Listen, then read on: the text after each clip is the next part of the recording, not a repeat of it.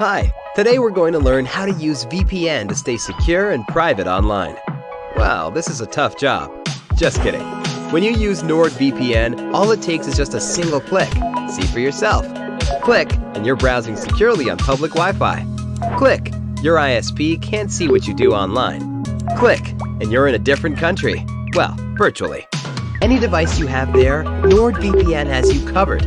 Everything else is just details. But if you care to know more, NordVPN has more than 5,000 servers all over the world. It protects your sensitive data with advanced encryption, shields you from malware and phishing sites, and keeps no logs of your online activity. Click link in the description and get 68% discount for your first order.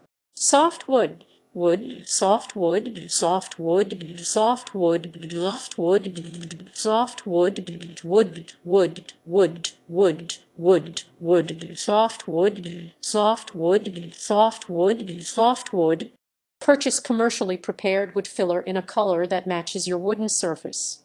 Inspect the surface of the wood. You are looking for knots, protruding nails, small cracks, and miniature holes left by pests. You will also need to note the conditions of the edges of your wood. If the edges are rough, then you will need to use filler to make them even. Place the small end of a nail set on top of any protruding nails. Hammer the wide end of the nail set to push the protruding nails below the surface. If you're working with softwood, place a small bead of wood filler on the edge of a putty knife. Use the putty knife to apply the wood filler to the defects, smoothing the surface with the edge of the putty knife after you fill the defects with the wood filler. Continue adding more filler until the filler is smooth and even with the wooden surface. Allow the filler to dry before you sand the wood. Clamp 100 grit sandpaper to your sanding block. Sand the edges of your wood until the surfaces are even. Set the sanding block aside when you are finished with the edges. Hold a piece of 100 grit sandpaper in your hand so that the back of the sandpaper is in contact with your palm and fingers.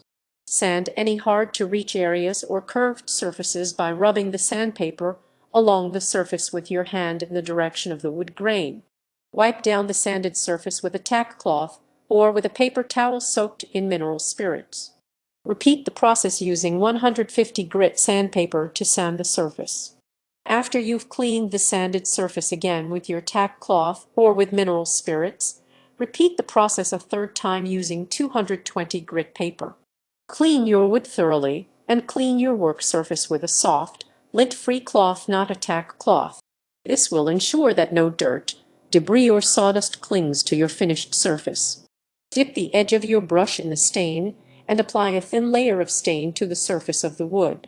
Always brush along the grain using long, even strokes. Work on one portion of the wood at a time instead of trying to stain the entire piece all at once. Examine the surface. If you see any blotchy areas or areas where the brush strokes did not blend well together, then use a soft, lint-free cloth to rub the stain until it looks more even. Move to a different section of the wood and apply more stain with your brush. Your brush, your brush, your brush, your brush, your brush, your brush, your brush, your brush, your brush, your brush, your brush, your brush, your brush, your brush, your brush, your brush, your brush, your brush, your brush.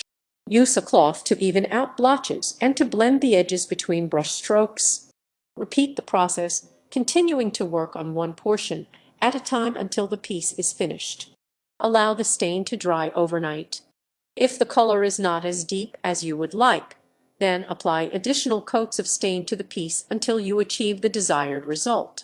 Make sure to let each coat dry completely before adding an additional coat. Hardwood. Roll a bead of wood filler onto the edge of a putty knife. Apply the filler to cracks, knots, and nail holes until the surface of the filler is even with the wood surface. Use the putty knife to smooth out the filler. Sand the filler gently after it has dried to make sure that the surface is flush with the wood. Do your best not to damage the surface that you have already stained. Apply a coat of polyurethane to your stained wood using a 2 5 cm brush. Meter brush. Brush the product on using long strokes and work in the direction of the wood grain. Work in 6 to 12 sections. Blend the brush strokes between sections by lightly stroking the intersection with the brush, with the brush, with the brush, with the brush, with the brush, with the brush, with the brush, with the brush, with the brush, with the brush, with the brush, with the brush, a section with the brush, with the brush, with the brush, with the brush, with the brush, a section with the brush. When you are finished, the sections should blend seamlessly together. Allow the first coat of polyurethane to cure overnight. Sand the surface the next day using 280 grit or finer sandpaper. Apply a second coat of polyurethane and allow the second coat to cure overnight. You do not have to sand the final coat. Wrap 100 grit sandpaper around the work surface of your electric sander. Clip the paper tightly in place, making sure that the work surface is taut so that your sandpaper doesn't bunch up or loosen. Plug the sander into an electrical outlet. Grip the back of the sander with your dominant hand. Turn the device on and rest it on your work surface. Move the electric sander back and forth in the direction of the wood grain until you have sanded your entire surface. Never sand across the grain. You will leave scratches that will show up when the stain is applied. When you are finished, turn the sander off, unplug it, and set it aside.